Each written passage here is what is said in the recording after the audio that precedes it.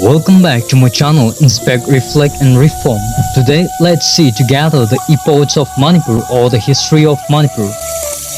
Welcome to a journey through the captivating history of Manipur, a land steeped in legends and tradition. To understand Manipur's rich heritage, we must traverse through the ages, from ancient epochs to the modern era. Our story begins in the midst of antiquity. If you want to know in details and if you are lovers of history, stay with me till the end. Let's begin. Our exploration starts with the ancient period, a time before Christ, when the region we now call Manipur was first settled. The tale unfolds with a prominent leader, Kangba. Legend has it that Kangba was descended from a great dynasty Tang, a ruler from the Shang dynasty in central China, was the 14th generation rulers of the tribes of Qi and is said to have led his peoples westward along the Yangtze River. The journey down the Qinwen River, now in Myanmar, passing through the Somra Hills and settled by the Iril River in Manipur. After many years, the leaders from the group followed the Iril River, Salingacha to Kobro Hills ranges to the northwest of present-day Amphan. The Gang Shang people settled along with the Leihao tribes and Asiatic Tibeto-Burman groups who were originally inhabitants of Kobro. Around 1445 BC, Tang descendants established the first Meitei kingdom. The leader Kangba, also known as the Tangja Lila Pakhanba, united with the Leihao tribes, were married to the daughters of Leihao chief Senbi Laima and founded a new era. Thus, the first Meitei kingdom was established. The Meitei later came to be pronounced as Meitei, Meitei or Meitei at various periods, but carries the same meaning. Kanba, the son of Tangja Lila Pakhanba, ascended the throne after his father's death, a prominent figure who reigned from 1405 to 1359 BC. He renamed the kingdom to Teli Koktong. His kingdom, named Teli Koktong, was a beacon of cultural and agricultural advancement. His reign marked the beginning of the new chapter in Manipur's history. He established the Lai Yun temple dedicated to the god Sari or Sanamahi at Wairochin and began building a legacy of unity and development. He ruled over his kingdom for 46 years. His wife was Laima Taritnu, daughters of Nongpok Ningtao at the eastern hills of the present-day Imphal.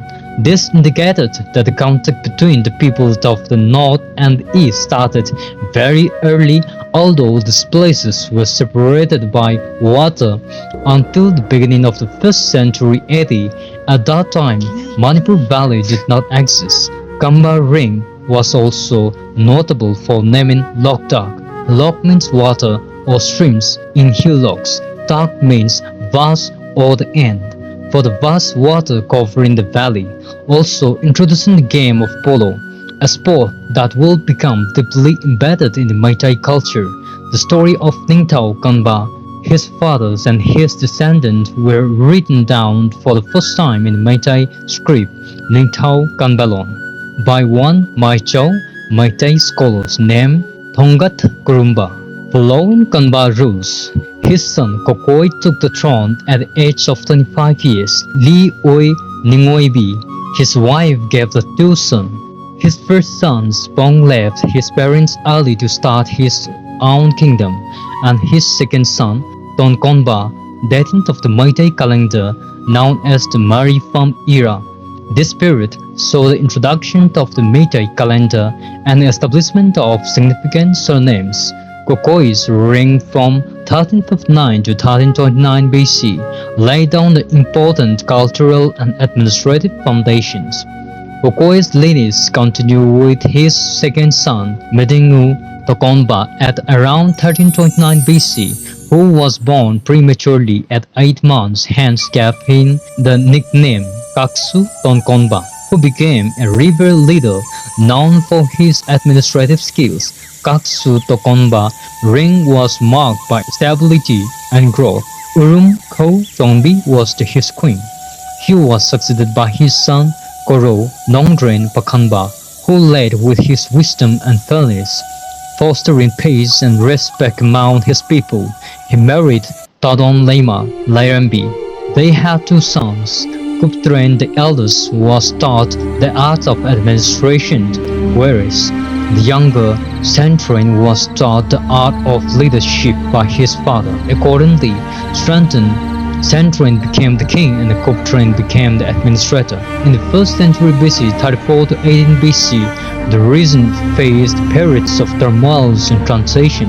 At the time, the present Myanmar, Burma known as Kamtinglong, for the regions of Kham, where there was no name for Burma, China, India, etc.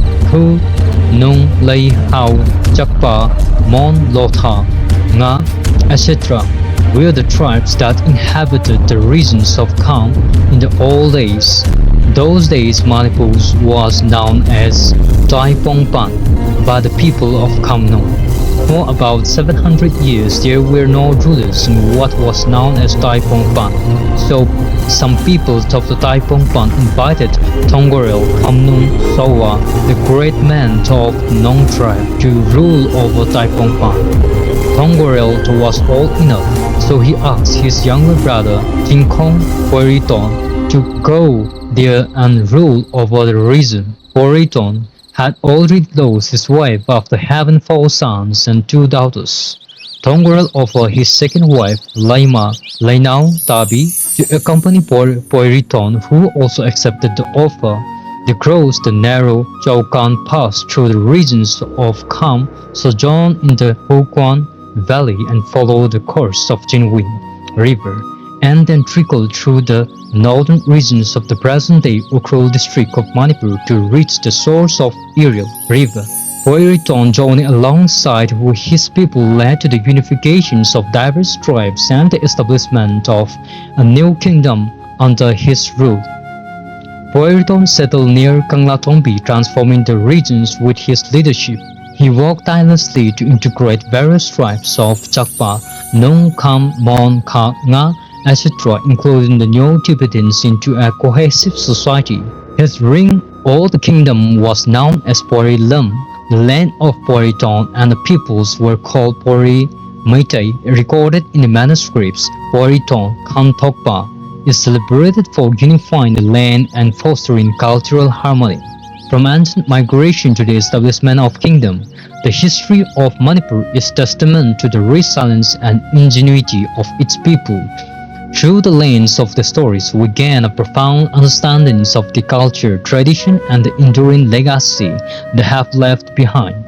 As we reflect on journey through Manipur history, we honor the rich tapestry of its past and the vibrant spirit of its present. This is the legacy of Manipur, a land where history and tradition continue to thrive. And that's the end of this part 1 Epoch of Manipur. Before you leave, don't forget to subscribe and hit that notification bells. Thanks for being part of my journey. Don't forget to smile. Bye for now until next adventure.